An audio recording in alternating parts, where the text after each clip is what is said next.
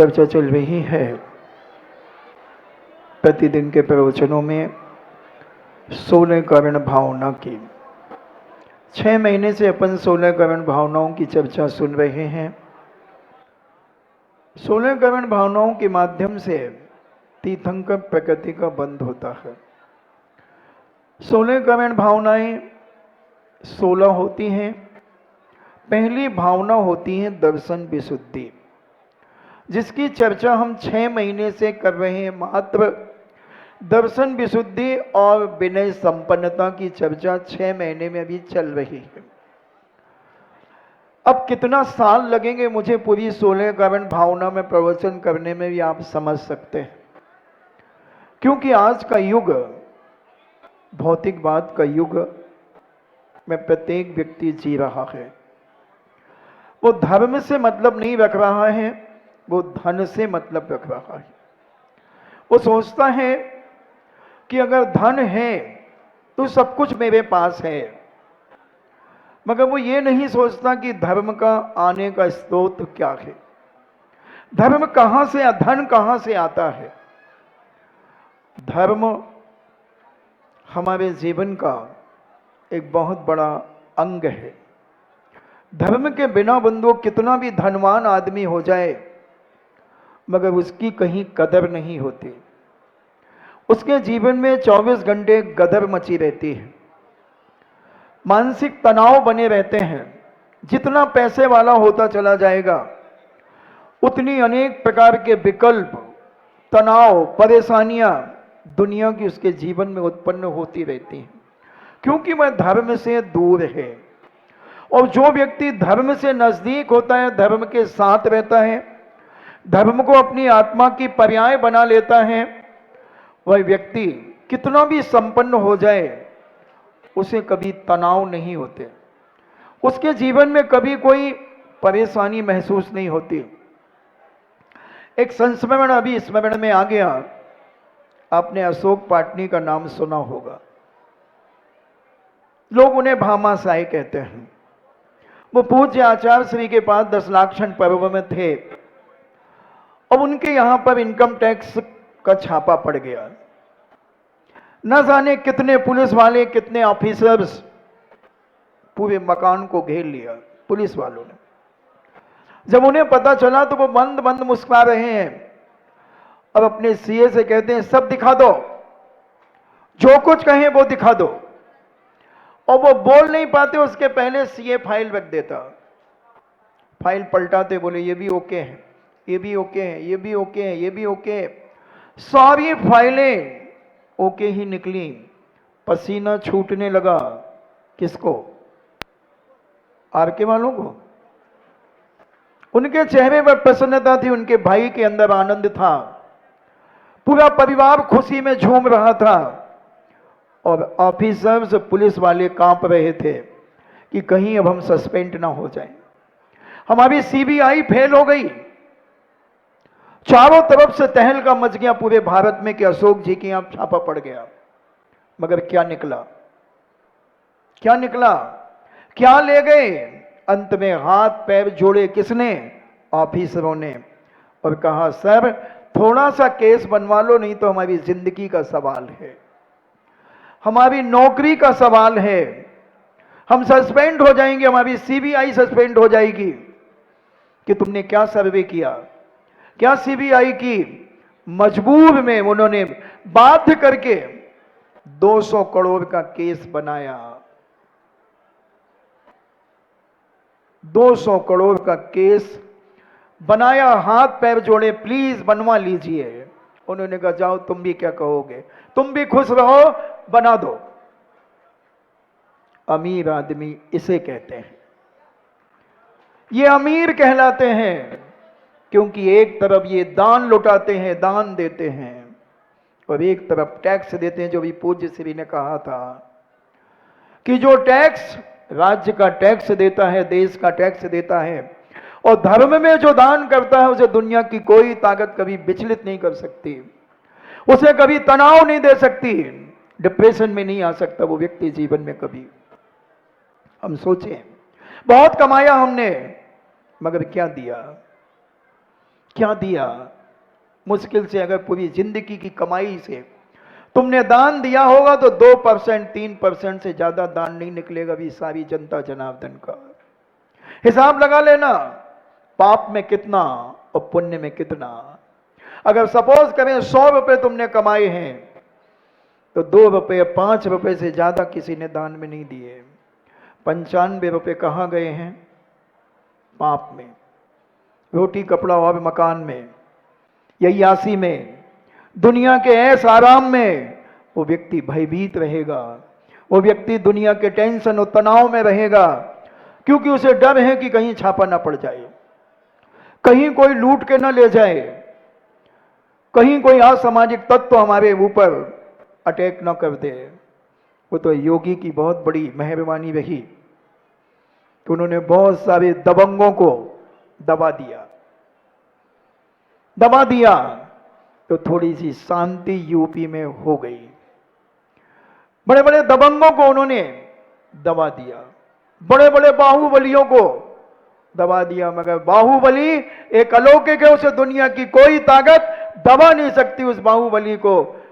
कौन सा बाहुबली? छदामी लाल ने जिस बाहुबली को बिठाया, वो बाहुबली एक अपने आप में अलौकिक है, और एक बाहुबली वो दक्षिण का सारे विश्व में एक अपनी छाप बना करके रखा है। क्योंकि जैन संस्कृति हमारे जीवन में बहुत जरूरी है, और संस्कृति है तो संस्कार है, और संस्कार है तो संस्कृति है बंधुओं। ये एक सिक्के के दो पहलू हैं, और इन दोनों पहलुओं को हमें अपने जीवन में धारण करना होगा। संस्कृति और संस्कार जिसके परिवार में होते हैं, वही परिवार सज्जनों का परिवार माना जाता है। वहां साधु पुरुषों का वास होता है, वहां ज्ञानी और विवेकी व्यक्ति रहता है, वहां का व्यक्ति आदर्शमय जीवन जीता है, और उसके आदर्शमय जीवन का रिफ्लेक्शन हमारे अड़ोस पड़ोस के भाई बहनों को पड़ता है, परिवार को पड़ता है, समाज जैनेतर समाज को पड़ता है। और हमारे भोजन की थाली अगर पवित्र है तो हम जहां भी खड़े होंगे हमें सम्मान मिलेगा, हम आदर्श की कोटि में माने जाएंगे। और अगर हमारी भोजन की थाली भ्रष्ट है तो हम कितने बड़े आदमी भी हो जाएं, हमें लोग निकृष्ट दृष्टि से देखेंगे, ये है खबोड़ा, ये ना जाने जो मुंह में आता है, जो सामने आता है उसे खा लेता है, ना दिन देखता है ना रात देखता है, चाहे जब। और यूपी में मैंने बहुत खबोड़े देखे। जब मैं चातुर्मास के स्टार्टिंग में 5:30 बजे आगरा में जंगल जाता था तो चाट के ठेलों पर ऐसी भीड़ लगी रहती थी जैसे कहीं खैरात मिल रही हो, कहीं लंगर मिल रहा हो। बड़े बड़े लोग कारों में उतर करके चाट के ठेले पे खड़े होकर के आलू और पूरी खाते थे। क्या बोलते हैं उसको? पानी पूरी नहीं, बेड़ा बेड़ा। तो मैं सोचता ये बेचारे भूखे प्यासे, क्या इनकी पत्नियां अपाहिज है? ये अपाहिज है इनकी पत्नियां? बेचारे 5:30 बजे आ गए ठेले पर, शायद शाम को खाने नहीं मिला होगा। 5:30 बजे आ गए। और मैंने क्या दृश्य देखा बंधुओं। मैं पालीवाल पार्क में जंगल जाता था, 2.5-3 किलोमीटर करीब पड़ता था। तो एक बार एक कर्मचारी एक बहुत बड़े भगोने में आलू फोड़ रहा था। वो लकड़ी से एक डंडा लेकर के आलू फोड़ रहा था, मुंह में गुटखा चबाया हुआ था। और एक किसी दूसरे नौकर को बुलाओ, अब उसका पूरा मुंह का उगाल उस भगोने में गिर गया। मैं देख रहा हूं अपनी सगी आंखों से। मैं दूसरों की आंख पर और दूसरों के कान पर विश्वास नहीं करता। और मैंने देखा उसने फट से इधर उधर देखा और उसको फोड़ना चालू कर दिया। मेरे साथ 20-25 युवा थे। मैंने कहा देखा? बोले क्या? मैंने देख झांक ले जब अभी भगोने में लाल लाल दिखेगा। क्या खा रहे हो दोस्तों? इस 4 अंगुल की जिह्वा के गुलाम, इस 4 अंगुल की जिह्वा ने तुम्हारी जिंदगी को बर्बाद कर दिया। एक रसना इंद्री के गुलाम होकर के अपनी जिंदगी को तुम क्यों मिटाना चाहते हो? किसका उगाल है? एक शराबी कबाबी जुआड़ी का। गुटखा क्या है ये गुटखा? एक बच्चा अभी मेरे पास 2-3 दिन पहले आया, वो हाथ में एक पाउच का खाली पैकेट लिया था गुटखे का। 4 साल का बच्चा था। बोले महाराज जी ये क्या है? मैंने कहा बेटा गुटखा का पाउच है। ये गुटखा क्या होता है? इसको कैसे पढ़ेंगे? तो हमने पढ़ो, गा में छुट की मात्रा, बोलो, गा में छुट की मात्रा, गा में छुट की मात्रा। मैं तो अपने मुंह से नहीं बोलूंगा, या अल्लाह। गा में छुट के गुटखा खाने वाले सावधान रहना। गा में छुट की मात्रा, सब एक साथ बोलो ना। टा यानी 2 नंबर। इसको क्या कहते हैं? जब सूसू जाते हैं बच्चे तो स्कूल में कहते हैं, और जब इस पोटी जाते हैं तो उसको कहते हैं। तो टा यानी, और फिर खा। सुनो वे गुटखा वालों, क्या खा रहे हो? सुनो बच्चों, अगर तुम्हारे चाचा, तुम्हारे पापा, तुम्हारे दादा परिवार में अगर कोई खाए तो थोड़ा 10 फुट दूर पूछना, चाचा क्या खा रहे हो? चाचा कहेगा गुटखा। बोले नहीं, महाराज ने बताया था। थोड़ा दूर है ना, नहीं तो वो चाचा थप्पड़ मारेगा, इसलिए दूर से पूछना। और अगर गुटखा में से बीच का टा हटा दिया जाए तो क्या होगा? अगर बीच का टा हटा दिया जाए तो क्या होगा? हाँ, अब अपने अपने श्रीमान से कहना, अपने चाचा से कहना, बुरे काम का बुरा नतीजा। सुन भाई चाचे, बोल भतीजे। क्यों हम इतनी जिंदगी की गुलामियत जी रहे हैं? एक 4 अंगुल की जिह्वा हमें इतना गुलाम बना दे कि जो सामने आ गया वो खा लिया। आज अभी 4-5 दिन के दौरान मेरे पास 8-10 बच्चे आए जिनको पथरी हो गई। 15-15, 18-18 साल के बच्चे। मैं चौंक करके दंग रह गया। मैंने, बेटा तुमने ऐसा क्या पाप कर लिया जो तुम्हारी किडनी खराब हो गई, पथरियां हो गई? निश्चित तुमने बाजार के चाट के ठेले से चाट खाया है। क्योंकि बाजार में जो ठेले लगे होते हैं कहां खड़े होते हैं? नालियों के किनारे खड़े होते हैं। चाहे वो पानी पतासे के हों, चाहे वो क्या बोलते हैं, बेल, क्या बोलते हैं वो, बेली, मैं तो बोलने ही नहीं आता उससे। बेला, बेला, भेड़, बिलई, बिलई। हाँ, ये सब डोगरियां खाती हैं, सब खाती हैं। ये पक्का हो गया। जब तो इन्हें नाम मालूम है, नाम कैसे मालूम है? बेलई। हाँ, तो मैं डोसा अच्छू लगा थे। तो ये कितनी गंदी चीज है कि हम खा रहे हैं। तो उन बच्चों से जब मैंने कहा, बेटा चाट पकौड़ियां बहुत खाते थे? बोले हाँ महाराज जी।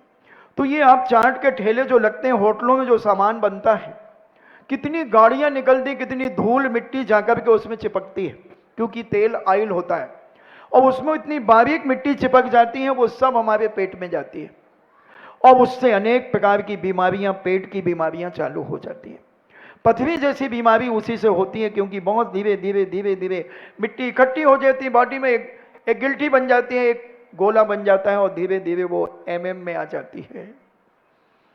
मैं तो सोचता हूं जो लोग बाहर बाजारों में चाट के ठेलों पे खाते हैं, शायद उनके परिवार की महिलाएं अपाहिज हैं, उनके हाथ नहीं है, इसलिए वो बेचारी बना नहीं पाती, तो उनके पति और उनके बच्चे बाजार में जाकर के खाते हैं। कौन बना रहा है? एक बार बनते हुए देख लो, एक बार बनते हुए देख लो। एक घटना याद आ गई मुझे। एक बार 2 युवा एक होटल में चाय पीने के लिए गए, और वो इंग्लिश मीडियम पढ़ते थे। उन्होंने कहा कम हियर 2 कप टी। और वो जो नौकर था होटल का, वो कहता 2 कप टी, तेरा बाप कप टी, मुझे कप टी कहता है, शर्म नहीं आती? और वो तो अस्तीन चढ़ाने लगा। मैनेजर ने कहा क्या बात है? बोले बाबूजी हमको कप टी कहता है। कहता 2 कप टी। तो उन्होंने कहा बेटा ये चाय मांग रहा है, ये इंग्लिश मीडियम के बच्चे हैं, अब उसको गंवार आदमी को गुस्सा आ जाए तो वे अच्छे खा नहीं संभाल पाते। ज्ञानी से ज्ञानी मिले 2-2 बातें होए, और मूर्ख से मूर्ख मिले 2-2 लाते होए। अब उसने तो अस्तीन तान ली थी, मगर समझाया उसे, मैनेजर ने समझाया, समझ गया, मगर गुस्सा तो उसे भनभना रहा था और सर्दी का समय था। अब उसने चाय तो बनाई और उसी समय आग छींक, उसके मुंह से, उसकी नाक से डालडा घी निकला तो वो एक कप में गिर गया, कप में गिर गया। उसने कहा अब मजा आएगा, इसको कह देंगे ये मलाई है। और 4-5 मच्छर पकड़ के दूसरे में डाल दिए उसने और दोनों के सामने रख दी। एक दूसरे की दोनों शकल देखते हो, कहते देखा, डर गए ना साला, मेरे में देखो मलाई डाल दी, वो कहता मेरे में इलायची डाल दी, और दोनों पी गए। सुनो वे होटल में खाने वालों, होटल की जिंदगी में जीने वालों, बाजार के टपरों का खाने वालों, क्या तुम इतने गिरे हुए लोग हो? तुम्हारे घर में क्या बनाने वाला कोई नहीं है और तुम खा रहे हो? जैन, क्षत्रिय, ब्राह्मण, क्या कहेंगे तुम्हारे राम, क्या कहेंगे तुम्हारे भगवान महावीर, क्या कहेंगे तुम्हारे भगवान हनुमान कि इन पापियों को जैन कुल में जन्म मिला और ये क्या खा रहे? 4 उंगली की गुलाम, 4 अंगुल की गुलामियत से जहां देखो जो मिल गया, जहां भी। बड़ी बड़ी माताएं ये भी चाट के ठेलों पे पकौड़ियां खाती हुई देखी जाती हैं। एक अजोनो मोटो डलता है दोस्तों, शादी ब्याहों में अजोनो मोटो जानते हैं आप क्या है? मछलियों को सुखा करके उसका पाउडर बनाया जाता है और आपके सामान में, खाने पीने के सामानों में अजोनो मोटो डलता है। मैंने जब अजमेर में था, एक हलवाई से पूछा हमने कि भाई ये अजोनो मोटो क्यों डालते हो? तो बोले महाराज जी, हमारे पीढ़ी दर पीढ़ी जैन समाज में हमारी हलवाई की भी चलती है, मगर हमने जैनों के सामान में जब डालना बंद कर दिया, मतलब डाला ही नहीं, तो लोगों ने हमें बुलाना बंद कर दिया। 6 महीने हो गए, हमें एक भी ऑर्डर नहीं मिला, हमारे घर में खाने के लाले पड़ गए, तो हमने मिलाना चालू कर दिया। अब बोलो आप भोजनशाला, भोजनों में खाते हैं, शादी विवाह में खाते हैं, यानी मछलियां खा रहे हैं आप। अजोनो मोटो यानी मछलियों को सूखा हुआ कुचल करके उनका पाउडर बनाया जाता है और वो मिलाया जाता है आपको टेस्ट लाने के लिए। कहां जाएगी ये जैन समाज? ये ऊपर ऊपर का धर्म बंधुओं कार्यकारी नहीं है। धर्म को आत्मा की पर्याय बनाने का प्रयास करो। धर्म अंदर से सीखो, बाहर का धर्म बहुत कर लिया हो, अल्लाह का धर्म बहुत कर लिया। आज बहुत भक्ति दिखा दी तुमने ऊपर की, थोड़ा सा अपना गरेबान झांकने का प्रयास करो कि हमारी भोजन की थाली कितनी भ्रष्ट हो गई है, हम खान पान में कितने भ्रष्ट हो गए हैं।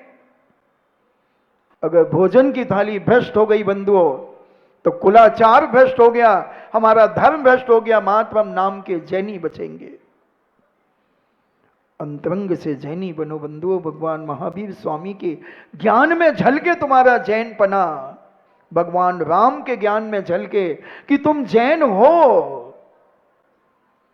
सोचें आज तुम्हारे घर में क्या क्या आ गया, क्या क्या चला गया तुम्हारे घर में। आज बच्चे पेटीज खा रहे हैं। कितने बच्चे ऐसी सभा में बैठे हैं जो पेटीज खाते हैं, और पेटीज यानी साक्षात अंडा, अंडे से बनती है पेटीज। एक चिकन पेटीज भी आ रही है आज, जो मुर्गे से पेटीज बनाई जाती है, और बहुत बच्चे खा रहे हैं। उन्हें पता ही नहीं है, वो तो कहते हैं पेटीज देना।